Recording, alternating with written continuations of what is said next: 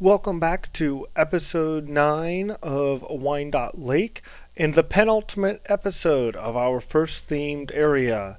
If you're new here, Wyandot Lake is our Planet Coaster 2 water park, and we are just about to finish our first themed area, Lakeside.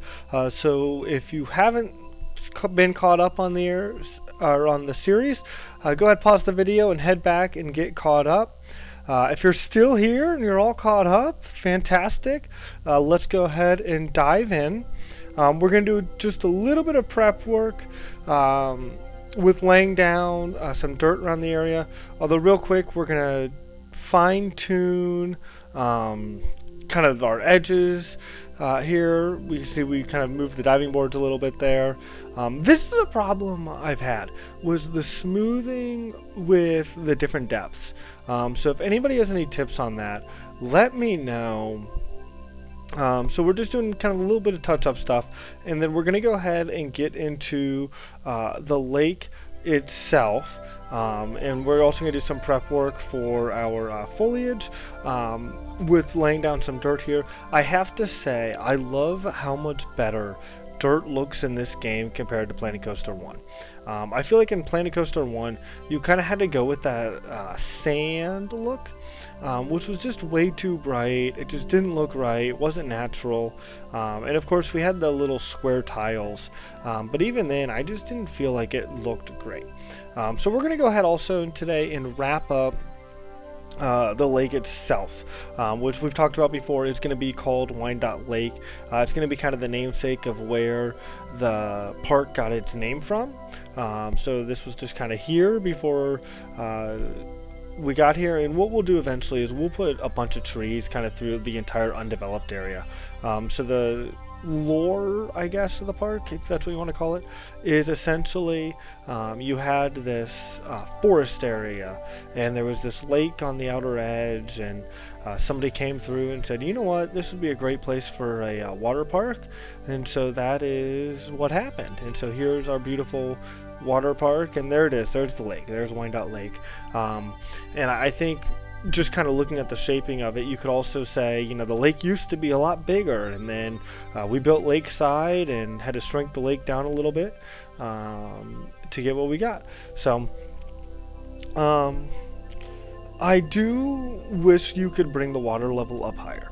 I'm not sure why I can't, but for whatever reason, this is as high as we can get the water to go. And you're going to see here in a second, we do kind of a rock look around it originally, using the wonderful scenery brush tool, but it just didn't fill in. You can kind of see it's very sporadic. I try a bunch of different things, and it just never really comes out the way I wanted. But even beyond that, the rock work just didn't feel right. And so we're going to abandon it here in a second. And we kind of put in, yeah, there we go. We put in a little more of kind of this like tropical foliage look. And I think even this we go back and redo. I don't think this even ends up being the final. Yeah, there we go. That's what I thought. So we end up hand placing this.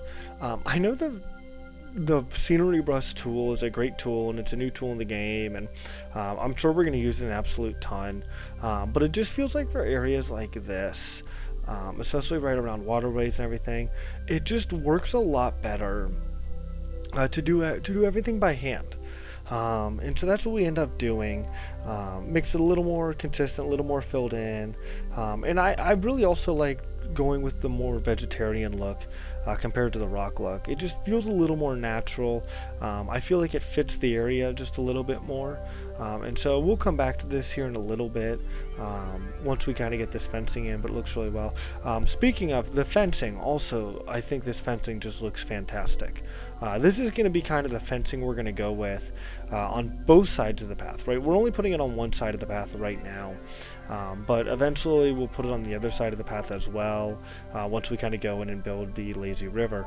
But it just came out so well. I've said Planet Coaster needs a few more fencing options, and I think that's true. I also think the fencing All the fence options in this game need to act as barriers, rather than just like the one actual barrier. But I also think with the assets and the scalability, the ability to do custom fencing in this game is just tremendous. And so that's what we're going to do here. It ends up looking fantastic.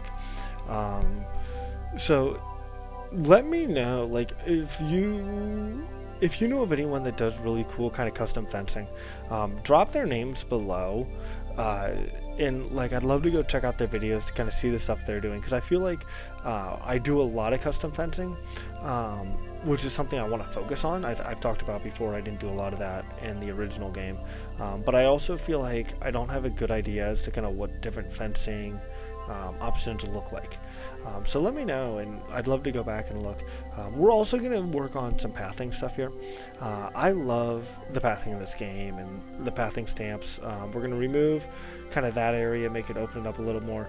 But what we're going to do to kind of just break it up a little bit visually as well, we're going to put in these kind of cobblestone areas where the seating areas are.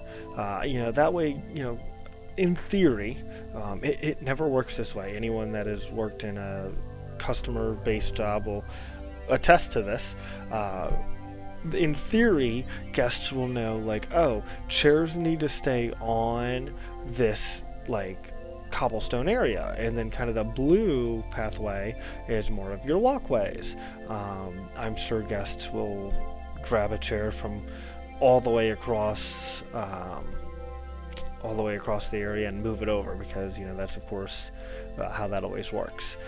But it's a nice thought in theory, and it really does just go a long way to kind of breaking up the look of the area, and really was just really happy with how it came out. I'm still not sold on the teal look.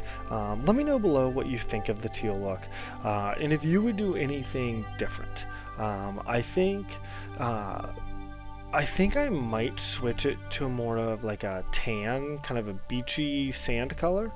I just feel like you go to the lake, and there's a beach, right? And that is the one area that I feel like this is lacking. I don't think I did a very good job at conveying kind of that beach element.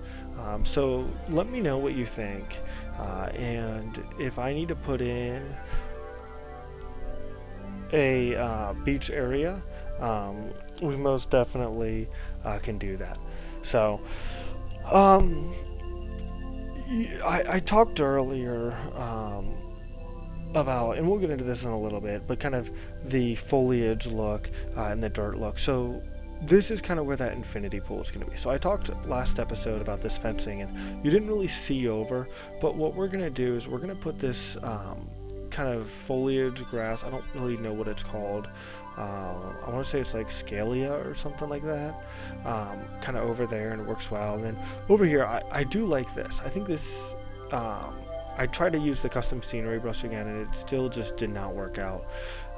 But we're going to kind of hide this a little bit, which comes out super well. You can't see it from the other end. But back on the other side with that, it works out well because you really can't even see the water at all. So I'm not mad about it. But we'll come back and talk a little bit more about that in a minute. What I want to talk about right now is kind of how we're going to play the game. So obviously we're running with the financial aspect. So we're going to treat this very much like a real park. And once we get the park open, we're going to have 1 or 2 episodes that will be kind of focused on the administrative side of the park, where we're going to run the park, we're going to check our heat maps, and focus on the management side of the game. I don't know how many in-game days that's going to be. I know, like, right now it's day 1, day 2, whatever, and there's not really years in it, although I am hopeful, because in the last Frontier Unlocked, and this is episode 9, and so by the time this comes out, the next update probably has already been released, but at time of recording, we don't really know yet. But in the last Frontier Unlocked, it said at the bottom of the screen when they were showing the demo for this update, January year one. And so I'm hoping that maybe they're actually going to go to kind of a year calendar, which would be really cool, because then also we could close the park in the off season. But we're going to do a couple episodes that'll be kind of focusing on that. And the first episode of those it'll probably be 2 parts. The first episode will be kind of running the beginning of the year. How's our new attraction doing? How's the park? And then the second part's going to be kind of evaluating the status of the park. What needs built? Is there anything that we are missing? Do we need a new water slide? How is the park, right? Is this water slide popular? Is it not popular? Is this food stand doing well, right? Is it making money? Is there something else we should put there?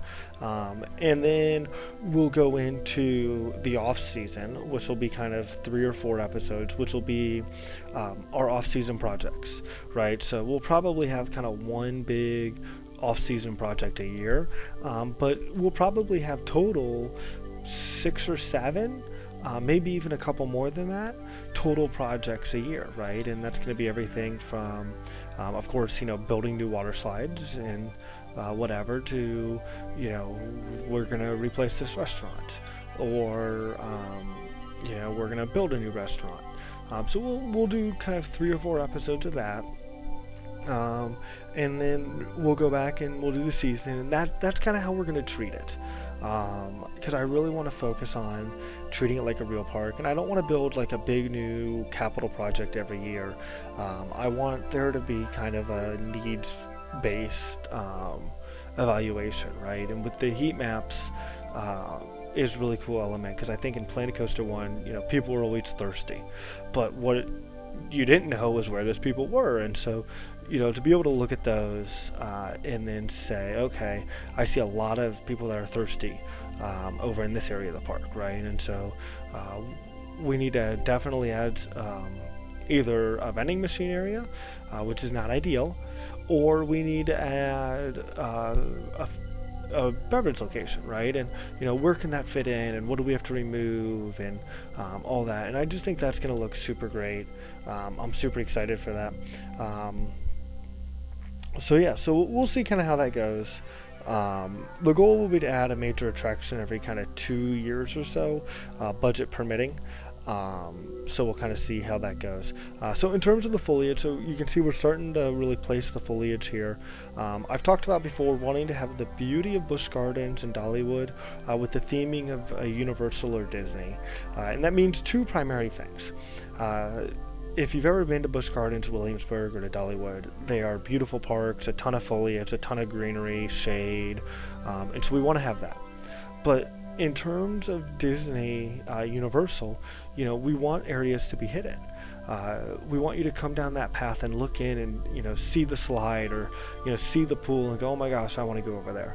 But we don't want you to be in Lakeside and be able to look out and see the other themed areas, and vice versa. It just ruins the immersion, right? And we want when you're in Lakeside, we want you to feel like you're in a lake. And so that is why, we have this kind of not big gap. It's actually a fairly narrow gap, all things considered, kind of in between the path and the actual themed area. And so that lets us really kind of fill that in and really kind of achieve that hiddenness and that kind of mystique that we really want, especially theming wise. We're also going to put in this little rock work here. This is one of those things that I just love, and without the scaling that comes with Planet Coaster 2 would not have been possible. But you talk about wanting to look in and see it, and something that's going to draw you in, and that's what this really is, because we're going to end up putting in a little fountain. So it's going to have a little bit of water. It's going to kind of squirt from all 3 corners of the triangle right into the center there, which just looks awesome. I'm super happy with how that turned out. And although now that I'm looking at this, I'm kind of curious, how is wind gonna impact this. I might need to run back and run the game and see, like, if you have a really windy day, does that impact where this water goes? As annoying as it would be, I kind of hope the answer is yes. I think that would just be super, super, super cool. But this is one of those things that, like, I think when you walk by, it's gonna help kind of draw you in and look really, really cool. I also will add that one of the big reasons I want there to be just a ton of shade and everything is I kind of look at this as being a park located in kind of the southern part of the United States, kind of like that Texas Gulf Coast kind of area, and it's hot there. It's really, really hot there. If you live down there or you've ever visited down there in the summer, it's humid, it's hot, it's uncomfortable, and so you need shade, right, to make sure that it's comfortable for your park goers and they can enjoy it. And so that's really kind of a major factor that I look at. And with having sunburn in the game, it really lets you kind of see kind of how that looks. So I'm really excited to kind of see how that develops and how our park reacts to kind of these mechanics. I will add, I would love if they would bring first aid back. You've got the hot weather days, you have the sunburn. So I think it'd be really cool if they maybe took it a step further, and not only was there sunburn, but if they got too sunburned, maybe they had to go to first aid before they got to acknowledge anything. Sorry, it just started pouring down rain outside. I just heard that coming through my headphones as I'm recording this. So not a nice night to go to a water park here where I'm at, but I just think that would be super great way to kind of continue to enhance the game. I will say I do know auto brush is a thing, and you're going to see me kind of hand place everything, and that's very intentional. Auto brush is great when you're trying to do like a big forest, but I just feel like with these areas it's just so much easier to place everything by hand. I really just feel like I can get a much more precise look, and with this we really want to hide those other areas, and so you can kind of make sure you get the different levels of depth, right? The beginning is kind of a small, you've got your trees kind of up there as well, but then you've got kind of your middle depth in terms of height, kind of in the middle there, kind of breaking things up. And then the trees obviously add a little bit of high depth on the far end, and so it just looks so much better, I think, when you place it by hand, and you can kind of get those elements of design kind of built in here. The one thing that I will say I do really wish is when I built this area, it was after the update that introduced the auto scaling and the auto rotate. It is a little bit of a pain doing all this by hand, and so some of the newer stuff I've been working on that'll be released here in probably, I don't know, another week or 2 weeks or so, 10 days, I don't know, something like that, has already had that, and it is so much faster just being able to have that in here. So I'm super excited to see that. So let me know what you thoughts are on this. This is really all I've got for today. Tomorrow will be our last episode of Lakeside before we moved on to that next themed area. Make sure to let me know below what you think that next themed area is going to be. It might not be that, it might be. I'll be impressed if any of you can guess it. But who knows, maybe some of those ideas will make it into the park later on as we expand. But we'll get to that tomorrow, so for now, enjoy the last few seconds of this video, and of course don't forget to like and subscribe, and we will see you tomorrow.